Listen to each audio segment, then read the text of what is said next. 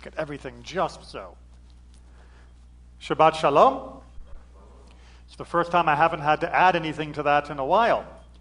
So, this is the beginning. Bereishit. This is the unfolding of creation. And as such, it will lead each and every year inexorably to a conversation about how accurate is the story of creation.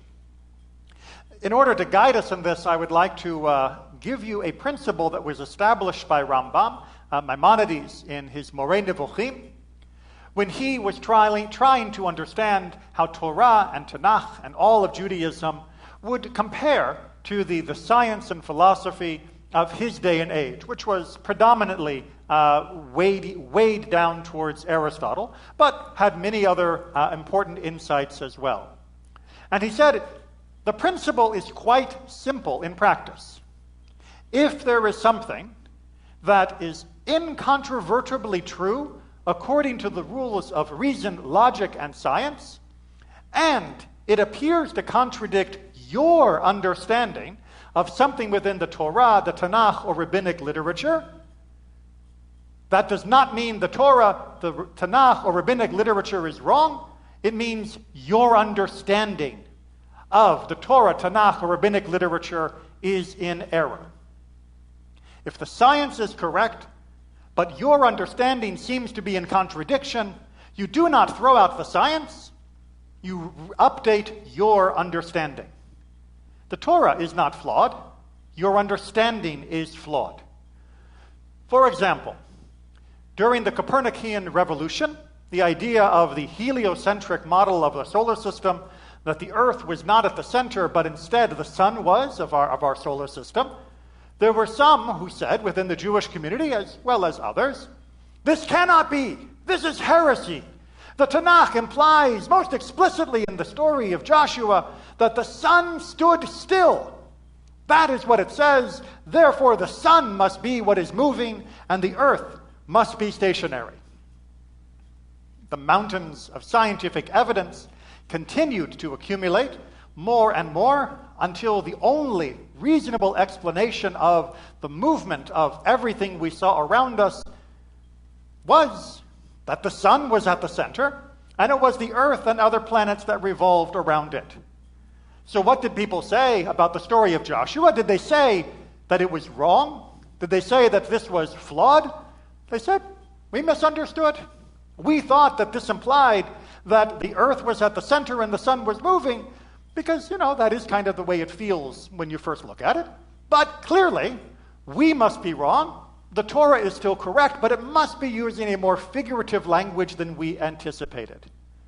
So too, when the evidence began to accumulate regarding the antiquity of the earth, that it was not mere thousands of years, but instead millions, hundreds of millions, or eventually billions of years old, and the universe itself older still, there were some who said, heresy! The Torah, the Tanakh, is clear that the world is only 5,781 literal years old. There can be no other explanation within any right-thinking Jewish mind. But the evidence continued to accumulate, and the principle of Rambam was raised once again. If the evidence is incontrovertible, then your interpretation must be incorrect. That is to say, we must be reading the Torah and the Tanakh incorrectly if we think that it demands us to believe that there are only 5,781 literal years between the beginning of all things, the first bet on our ark doors, and the time when we stand now. Instead, it must be speaking in a more figurative language. And so too, these controversies would unfold, not just with geology, but eventually with evolution, and also on the other side, not the origin of species, but the extinction of species, which was also incredibly controversial at its time. For did God not say with the end of his creation that it was tov meod, that it was good? And if it was very good, then how could anything ever possibly disappear from the sight of God? The evidence shows that that absolutely can happen. And that does not mean the Torah is wrong. It means the understanding we had of the Torah needed to be updated so that we would be closer to understanding the Torah itself, so that we would not be doing it a disservice by demanding allegiance to our flawed understanding when faced with evidence to the contrary. This evening was the now second annual Pride Shabbat. That is to say, celebrating those people who are homosexual within the Jewish community of Orlando. And there was a virtual service just prior to the beginning of this one. Obviously, there are many who still look at the lines in Vayikra and Leviticus that says a man should not lie with a man as with a woman, and then who turn to those who are engaged in homosexual practices and say, heresy! This is no different than those who would say that the world is billions of years old. This is no different than those who would say the sun is at the center of the universe. This is no different than those who say that evolution is false or that species can never go extinct. But that's right. It's actually not different than those. See, the problem is we had very limited understanding of human biology and human psychology prior to the beginning of the 20th century, and even that was rudimentary by comparison to what we understand now. When we look at the science of human orientations and human sexuality, we have seen that people do not pick and choose the orientation that they have. Someone cannot be dissuaded from their orientation. Throughout decades of persecution, of attempting to pray the gay away, of trying to tell people that they should never act upon these impulses, what we have reaped are failed experiments, great suffering, and a massive debt of suicide for those who have been forced through that kind of counter-empirical activity. So what do we discover?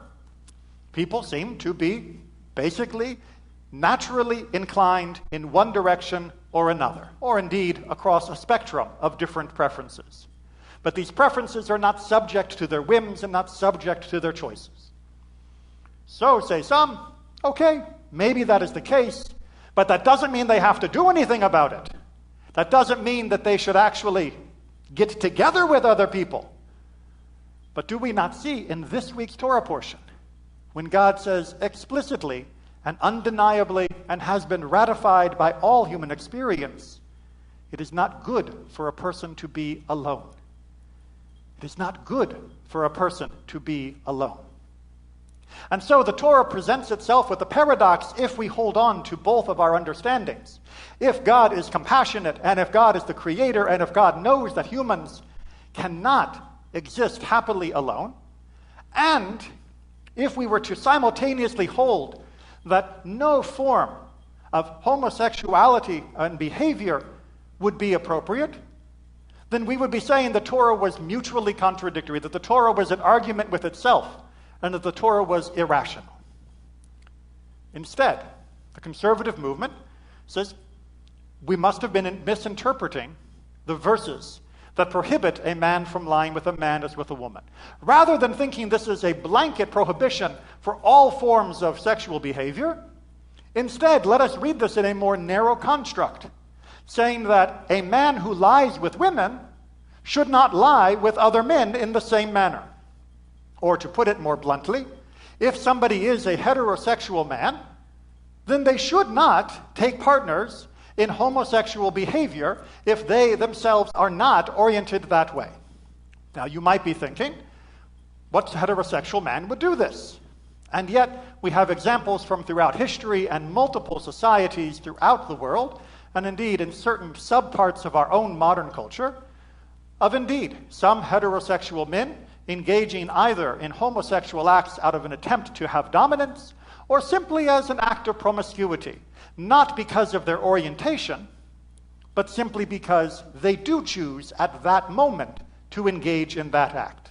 And this, says the conservative movement, is what the Torah is prohibiting. If you are somebody that is heterosexual, then indeed the Torah is telling you not to engage in homosexual behavior.